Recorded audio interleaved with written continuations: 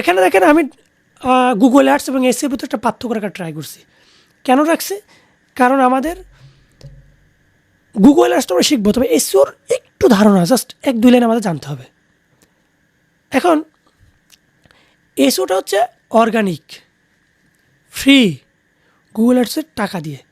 এখানে একটা উদাহরণ দেখেন যে এপিসোডটা হচ্ছে, সাপোজ এপিসোডটা হচ্ছে আবার এটা একটা রিলেশন, হ্যাঁ, একজন রিলেশন আছে। এই রিলেশনটা সে করছে অর্গানিক ওয়েতে। কীভাবে একটা অর্গানিক রিলেশন কীভাবে করা হয়? অনেক টাইম লাগে, কিন্তু 1-2 দিন হয় না। কাউকে পছন্দ করতে হয়, তারপরে মানে যারা আসলে সত্যিকারের ভালোবাসে বা সত্যিকারের রিয়েল রিলেশনশিপ, তারা কিন্তু অনেক টাইম নেই, সময় নেই। তাকে অনেক দিন ধরে দেখে, তাকে ফলো করে, হয়তো তার পিছনে পিছনে একটু ঘুরতেছে, কাউকে দিয়ে অল্প অল্প করে জানান দিচ্ছে, হ্যাঁ, তো পরে সে মেনে নিচ্ছে না, আবার মানানোর ট্রাই করতেছে।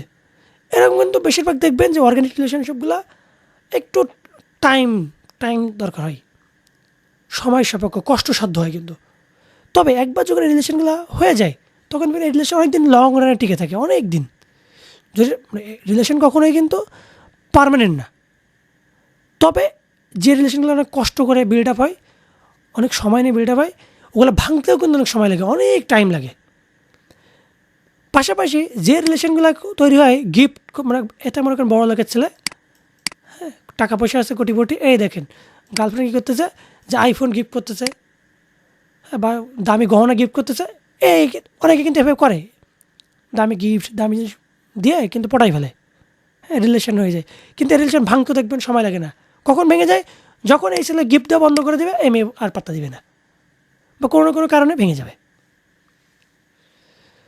তো এসইওটা হচ্ছে অর্গানিক, সময় সাপেক্ষ, অনেক কষ্টসাধ্য র্যাঙ্ক করানো। তবে একবার র্যাঙ্কে উঠে গেলে ওইটা সহজে কিন্তু র্যাঙ্ক হারায় না, আপনার র্যাঙ্কটা টিকে থাকবে।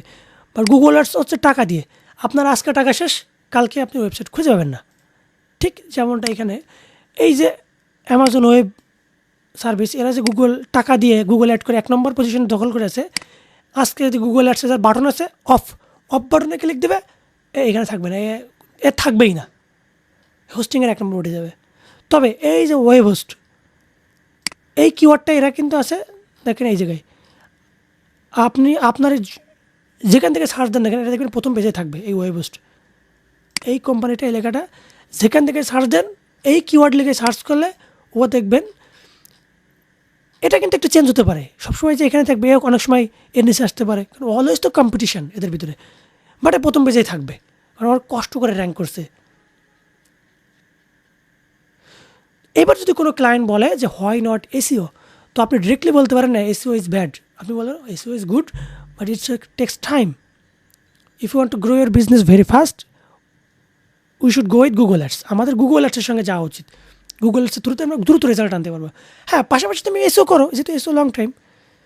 তুমি আজকে একটা বিজনেস তুমি আজকে বিজনেস রান করছো, তোমার তো ইনিশিয়ালি কিছু মানে তোমার সেল দরকার, লিড দরকার হবে, কাস্টমার দরকার হবে, তুমি গুগল অ্যাড করো, পাশাপাশি তুমি এসও শুরু করে দাও লং টাইম।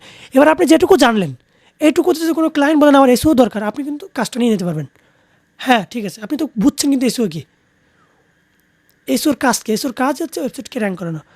তো আপনি কাজটা নিয়ে নিলেন, আপনি কাজ না করেন কাউকে দিয়ে দেন, কোনো এক্সপার্ট খুঁজে $300 কাজ নেন, তাকে $150, আপনি $150 নেন, আপনি $200 নেন, বা তাকে 200 দেন, আপনি 100 নেন, পেয়ে গেলেন।